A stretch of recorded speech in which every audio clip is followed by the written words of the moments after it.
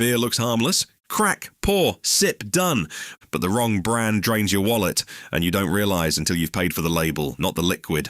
We expose 5 beer brands that look premium but under-deliver, and 5 that actually earn their place in your fridge. Subscribe if you buy with your brain. Number 5, Peroni Nastro Azzurro. Peroni is the definition of premium by posture. It's sold as Italian style in a bottle that looks like it belongs on a terrace. And to be fair, the beer itself is genuinely clean and crisp. The issue is the pricing logic, because a lot of what you're paying for is the brand's vibe rather than a meaningfully better lager. Peroni's own UK brand page calls it a premium Italian lager, lists it at 5% ABV, and spells out the recipe basics: water, barley malt, Italian maize, hops, yeast. That Italian maize detail matters because this is still a light adjunct-style lager designed to drink easily and finish fast, not some complex, slow-sipping masterpiece. Tesco's listing frames it as a 5.0% Italian lager with the same core ingredients. So when you're being charged extra largely because the label looks expensive, that's where Peroni starts to feel overpriced for what's actually in the bottle. Number 4, Blue Moon. It looks cloudy. It comes with an orange slice. The label leans into that small batch, artsy, Belgian-inspired energy, and plenty of people genuinely enjoy it. Blue Moon is brewed under the Molson Coors umbrella, and the whole brand is carefully built to feel like it came from a cozy little craft brewery, even though it's produced at full industrial scale. The cloudiness reads as handmade to a lot of people, but haze can just as easily come from wheat proteins and filtration choices. The orange slice adds aroma and theatre, and that theatre does more work than most people realise. The real tell is the positioning. It's priced like craft, but it drinks like a very safe, smoothed-out wheat beer, designed to offend absolutely nobody. If you want an easy wheat beer, that's completely fine. Just don't pay craft-level money for something whose most distinctive feature is the garnish. Number 3, Stella Artois. Stella's whole identity is built around the idea of fancy lager, the branded glassware, the European styling, the subtle suggestion that you've chosen something a level above the ordinary. And I'm not saying it tastes awful, because it doesn't. I'm saying the value doesn't always justify the way it's presented. In UK supermarket listings, Stella sits around 4.6% ABV, with ingredients that include water, malted barley, maize and hops, which places it squarely in the mainstream lager category rather than in some elevated tier. What you're really buying is the signal. It's the bottle you pick up when you want to feel like you've made a more refined decision, even though in blind tasting terms, it doesn't necessarily outperform cheaper alternatives sitting a few inches away on the shelf. The branding does a lot of the heavy lifting, the glass, the ritual, the heritage cues, and that isn't worthless, but it isn't the same thing as superior liquid. If Stella is on a strong promotion, then it can make sense.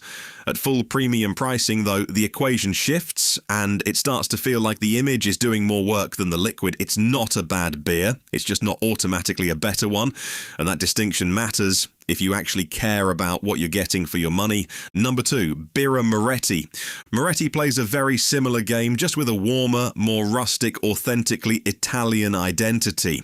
It's smooth, it's balanced, it's easy to drink, and the branding gently nudges you into feeling like you've chosen heritage over something generic. On the surface, it feels like a more thoughtful option. Then you actually look at what's on the shelf, and the picture sharpens.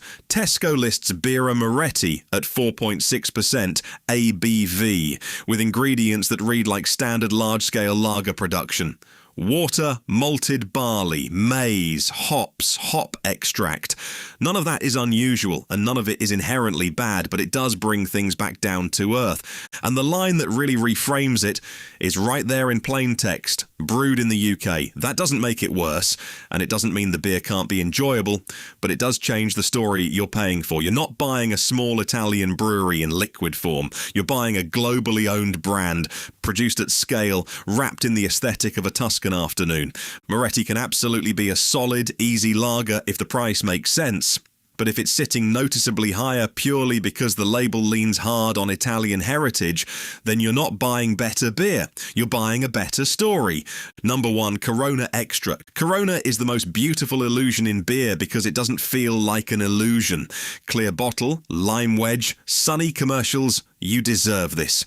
There's a reason it became one of the top-selling imported beers in the UK. It sells a lifestyle so effectively that you almost stop judging the liquid on its own terms. The beer itself is light, crisp and deliberately neutral, built with a grain bill that includes non-malted cereals like corn alongside barley malt.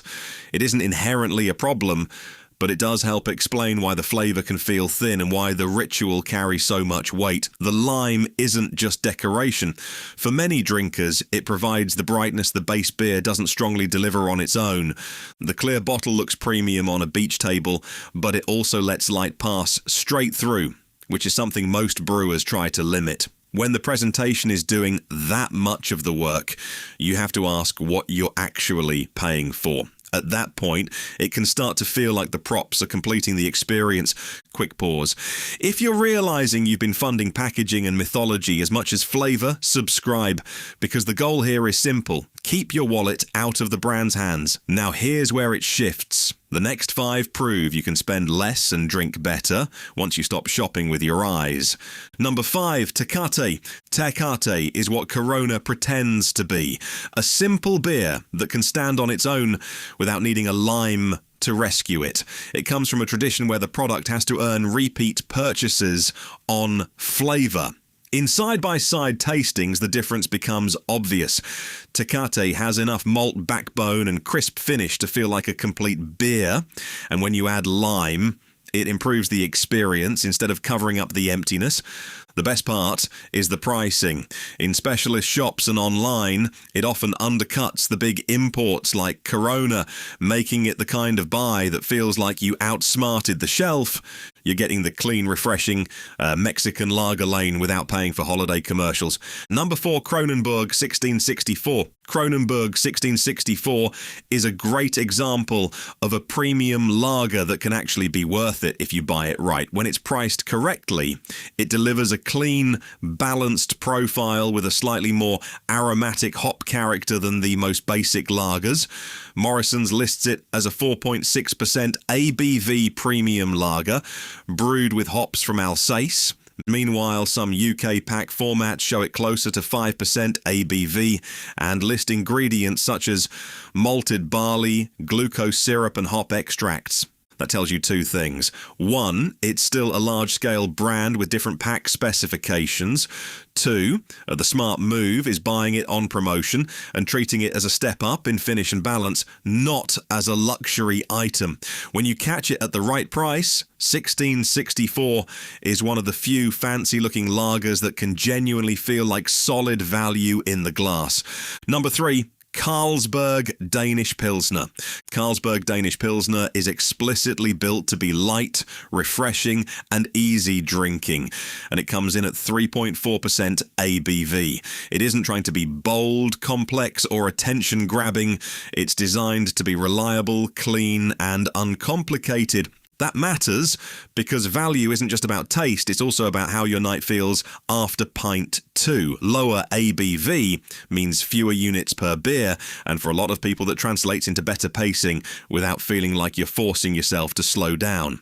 You can have a second one without the evening suddenly accelerating on you, which is something a lot of stronger premium lagers don't offer. Carlsberg positions this version as rebrewed head to hop, aiming for a balance of bitterness and sweetness with light citrus hop notes. It's not pretending to be craft, and it's not selling you heritage theatre. So the value here is straightforward, sessionable strength, clean flavour and pricing that usually doesn't pretend it's a boutique import. It's a fridge beer that doesn't punish you for having a second one. Number 2, Adnams Southwold Bitter. If you want worth the money that isn't just lager, Adnams Southwold Bitter is exactly the lane. Adnams describes it as a smooth, sessionable bitter with inviting fruitcake undertones from the malt and a classic earthy finish from Fuggles hops. It's brewed with pale ale malt and a touch of crystal malt for colour and sweetness. and it sits at 4.1% ABV. The brewery's coastal water from Southwold adds a subtle mineral crispness that lifts the whole profile without overpowering it. And once you've had a pint of something like this, where you can pick out the biscuit malt, the restrained hop bite, and that lingering dry finish, a lot of premium lagers suddenly start to feel expensive for how little they actually express. This is the kind of beer where the price makes sense because you can tell what you're buying. A proper established brewing process from a family-owned Suffolk brewery founded in 1872. Not just marketing gloss. Number 1 Timothy Taylor Landlord. Landlord is the kind of beer that costs more because it's actually better. It's a proper benchmark pale ale, and it earns that reputation with consistency and a clean, structured flavour. It's brewed with golden promise malt and whole leaf hops, giving it balanced, satisfying bitterness and a finish that feels deliberate. It's not loud, not gimmicky, and not built around a lifestyle campaign, just a beer that drinks like the ingredients and the process genuinely mattered. If you're going to spend a little more, spend it here, where you can actually taste where the money went. Most people buy what they recognize or what they've always bought. There's nothing wrong with that. But once you start paying attention to what's actually in the bottle, the ABV, the ingredients, the price, the shelf looks very different. Let me know in the comments which one you think genuinely earns its place in your fridge.